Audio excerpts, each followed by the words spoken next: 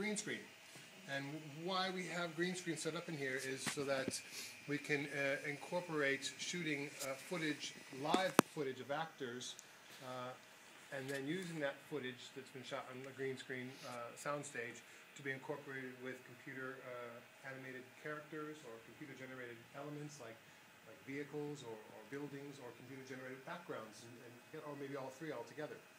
And you know, if you want the best example of that right now, you can just go and watch Avatar and you'll see that in motion. And in fact, that's exactly what that is. It's a combination of computer generated characters and backgrounds and live action footage that's been integrated together.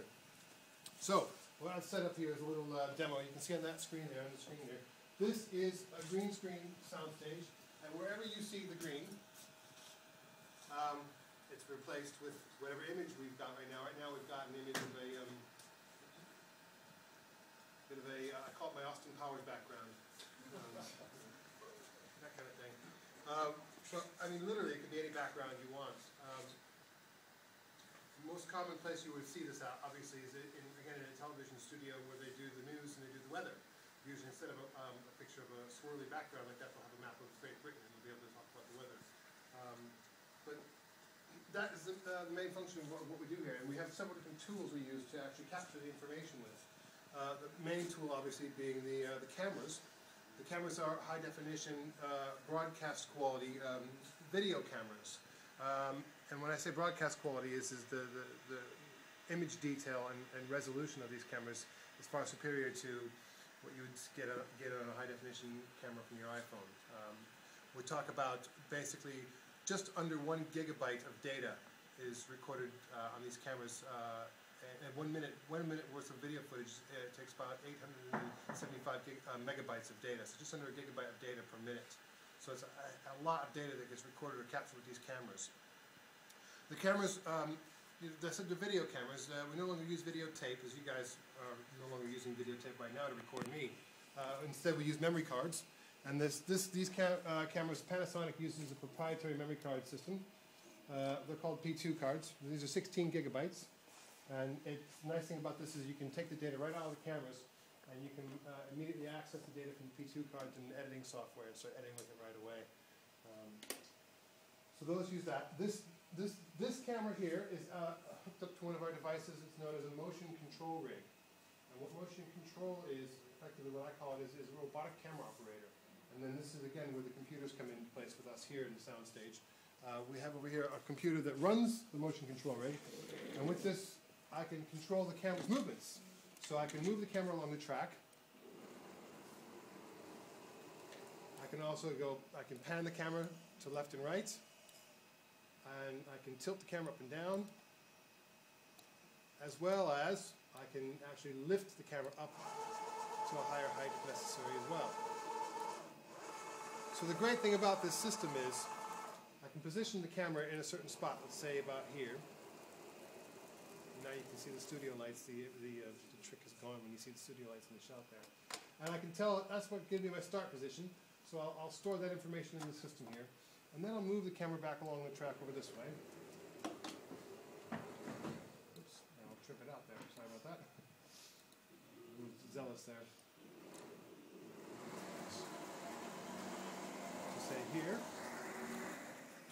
And then maybe I'll change the lift a bit more, bring it down. And I'll change the pan a bit more. Yeah, sure.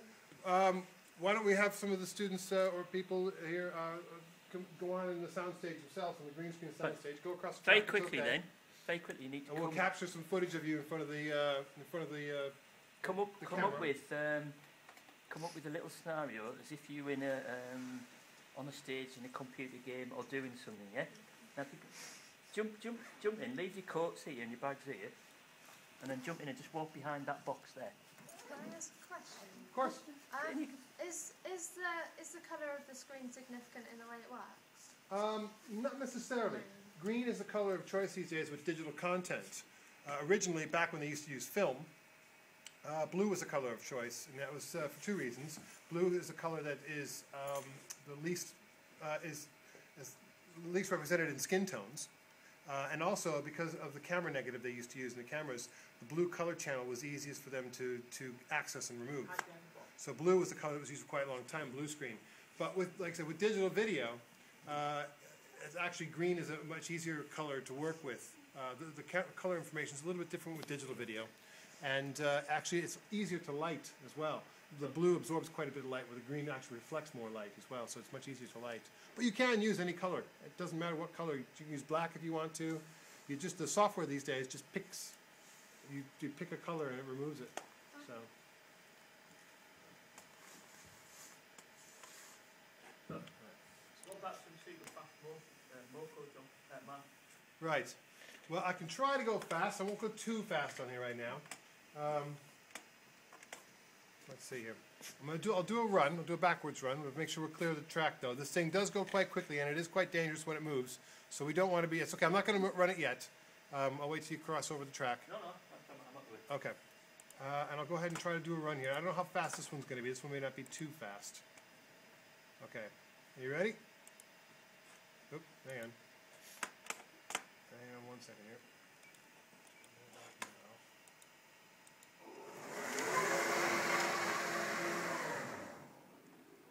So there was one real simple camera move. Now what I'll do now this time is I'll actually record it.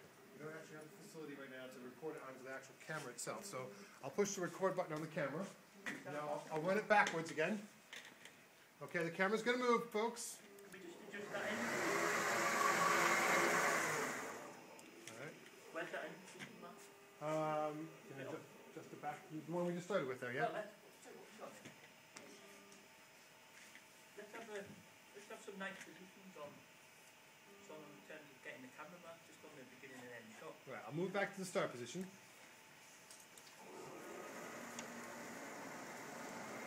The great thing about this technology is that it's when you do a camera move, it's the exact same camera move over and over and over again. And it's known as, it's pixel accurate as far as the camera move is concerned.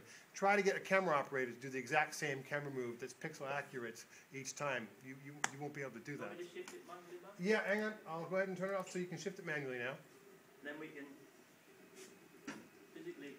Do you want me to change it? I've locked the track down. You want me to unlock the track? Or is Yeah, let's pan it down a bit as well. okay, I'll bring it down on tilt. I can't lock. I have to do the tilt myself. Oh, excuse me. Sorry. There you go. That's what you want it. Then if we zoom in a bit.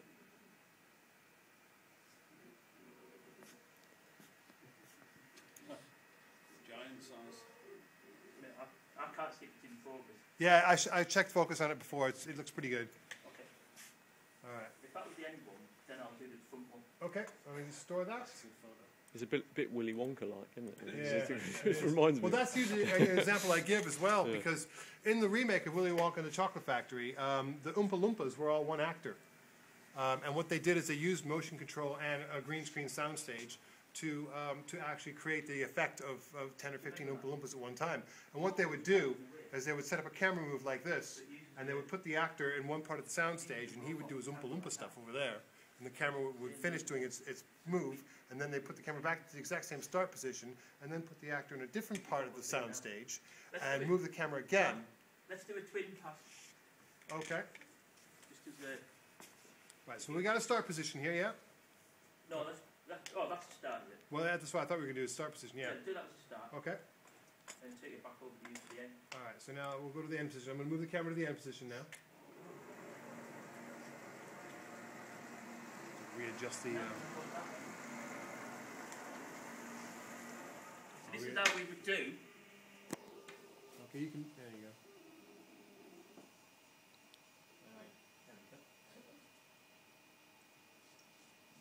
Take it out. Yeah, it's good that she's wearing black and white as well. It kind of adds to the effect. Yeah, the fact that you're wearing black and white sort of adds in quite nicely to the black and white of the actual background, doesn't it? Now what you're seeing here is what's known as a live key.